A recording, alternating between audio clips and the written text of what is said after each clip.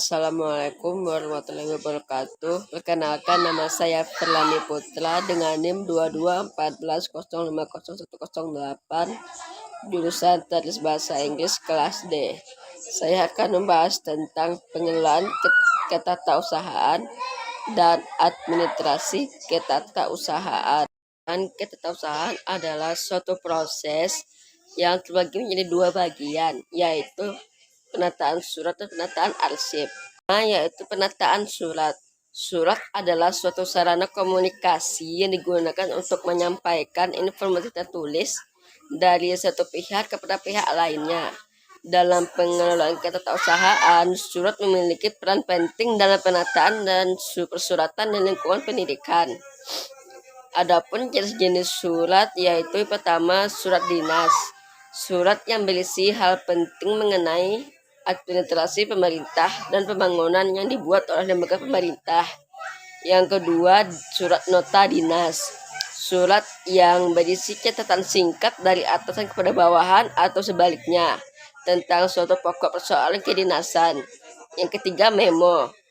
Catatan singkat yang diketik atau ditulis tangan oleh atasan kepada bawahan mengenai pokok persoalan kedinasan. Yang keempat, surat pengantar. Surat yang berisi penjelasan singkat mengenai surat, dokumen, atau barang yang dikirimkan kepada seseorang atau pejabat. Yang kelima, surat kawat atau telegram. Surat singkat yang menggunakan kata-kata biasa atau kata sandi untuk digunakan menyampaikan hal yang perlu disampaikan secara cepat melalui telegraf. Yang keenam, surat keputusan.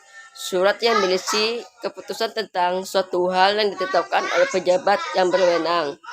Yang terakhir yaitu surat edaran. Surat yang berisi penjelasan atau petunjuk mengenai cara melaksanakan peraturan perundang-undangan atau pemerintahan yang telah ada. Yang kedua yaitu penataan arsip. Azas penataan arsip dalam pengelolaan ketatausahaan terbagi menjadi tiga, yaitu yang pertama, sentralisasi. Azas sentralisasi mengacu pada penataan arsip yang dipusatkan kepada satu unit. Dalam konteks pengelolaan ketatausahaan, ini berarti bahwa semua kegiatan penataan dan pengelolaan arsip dilakukan secara terpusat dalam satu unit atau departemen. Yang kedua, desentralisasi, yaitu azas yang mengacu pada penataan arsip di unit-unit dalam organisasi. Dalam hal ini, setiap unit memiliki tanggung jawab sendiri dalam menata dan mengelola arsip mereka. Yang ketiga yaitu gabungan. Azas gabungan merupakan kombinasi dari sentralisasi dan desentralisasi. Dalam konteks ini, beberapa aspek penataan arsip dapat dipusatkan pada satu unit, sementara aspek lainnya dapat didelegasikan kepada unit-unit yang relevan dalam organisasi.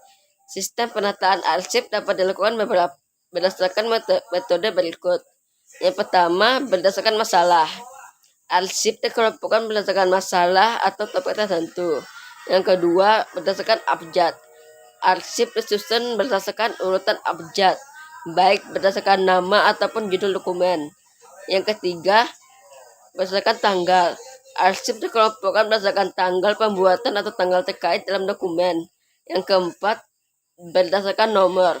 Arsip yang disusun berdasarkan nomor identifikasi unik yang diberikan kepada setiap dokumen. Yang kelima, berdasarkan wilayah. Arsip dikelompokkan berdasarkan wilayah geografis atau lokasi tertentu. Prosedur penataan arsip dalam pengelolaan ketatausahaan dapat dijelaskan sebagai berikut. Yang pertama, meneliti arsip yang akan disimpan. Yang kedua, mengelompokkan arsip. Yang ketiga, meneliti kesesuaian lampiran. Yang keempat, mengklarifikasi arsip. Yang kelima, mengindeks arsip. Dan yang keenam, menyusun arsip sesuai sistem penyimpanan. Selanjutnya yaitu administrasi ketatausahaan dan layanan. Yang pertama yaitu kolaborasi dalam administrasi ketatausahaan adalah kerjasama dan keterlibatan semua personel di sekolah, terutama guru, dalam menjalankan tugas-tugas administrasi dan pengelolaan ketatausahaan. Contoh dalam kolaborasi ada dalam berbagai aspek, yaitu yang pertama pencatatan murid, yang kedua pencatatan tentang guru, yang ketiga pencatatan tentang proses belajar mengajar, dan yang keempat penertiban buku-buku tata usaha. Yang kedua tugas dan tanggung jawab administrasi ketatausahaan, yaitu berfokus pada dua bidang utama. Yang pertama yaitu penataan surat. Tugas dan tanggung jawab administrasi dalam penataan surat yaitu yang pertama mengatur tata cara persuratan di lingkungan Departemen Pendidikan dan Kebudayaan sesuai dengan peraturan keputusan Menteri Pendidikan dan Kebudayaan. Yang kedua, menyediakan sarana komunikasi tertulis dalam bentuk surat untuk menyampaikan informasi yang sangat penting.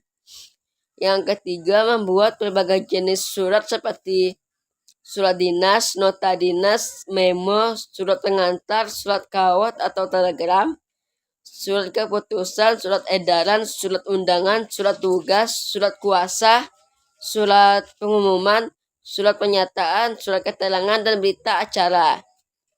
Yang keempat yaitu menyusun dan mengelompokkan surat-surat yang telah dibuat sesuai dengan sistem penyimpanan yang telah ditentukan. Yang kedua yaitu kearsipan atau penataan arsip.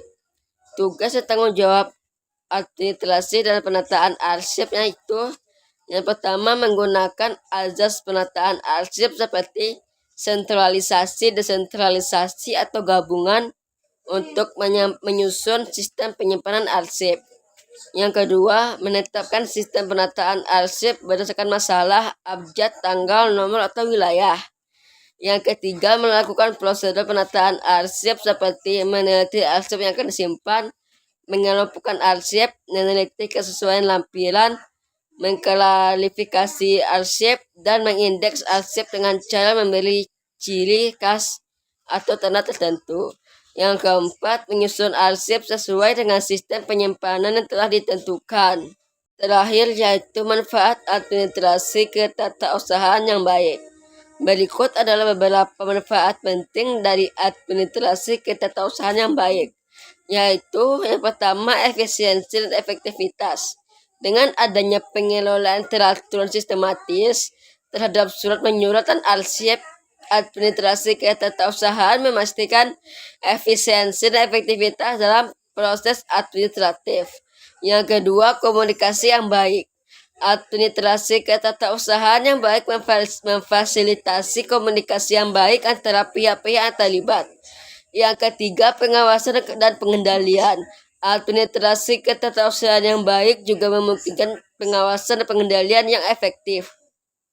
Yang keempat, pemeliharaan data yang baik. Administrasi ketatausahaan yang baik memungkinkan pemeliharaan data yang baik dan teratur.